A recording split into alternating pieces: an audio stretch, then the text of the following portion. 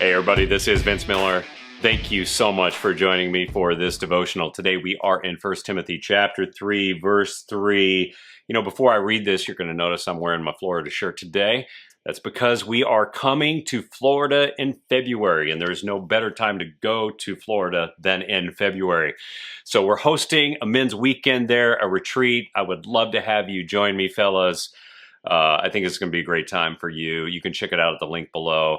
We're looking for some guys to volunteer and help out. Also, just to join us and bring some dudes. So if you know some guys, you want to come, this would be a great time to get away. We'll get some FaceTime together, and I'll challenge you to live a life all in for him. But with that, let's dive into the words for today. It reads, "Therefore, an overseer or a leader must be not violent, but gentle." Not violent, but gentle. Now, the word violent here describes a quick-tempered man who doesn't hesitate to use power and force against other in a physical sense. So in other words, we don't want leaders like this in the church. But I think that this qualification is pretty intriguing, and here's why. Because I actually wonder if Paul was thinking about all the violence he endured from leaders within his own party in the church. I mean, do you remember what he said in 2 Corinthians chapter 11? I think it's about verses 24 through 25. He said, five times I received at the hands of the Jews the 40 lashes less one. And then he says 3 times I was beaten with rod, and even once I was stoned. Not like this kind of stone, the kind where you throw rocks at people till you kill them. He was almost killed to death.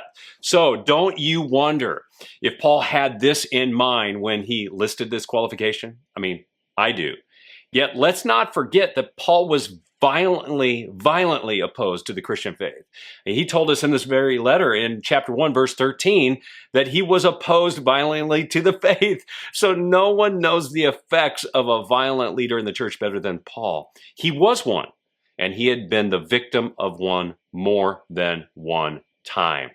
Instead, he says that church leaders need to be gentle, that they should have a way about them that restrains the urge to act in violence, not just because they're soft or they're mild or tolerant, but because they trust God's will in every situation. And these types of men are so focused on God's will that they can respond to issues without a need to control, because they know that God is in control. Because guess what? Violence is just a tactic of a weak leader who has to exert strength to get his way. So how about you? Are you a leader who muscles your way to get your way?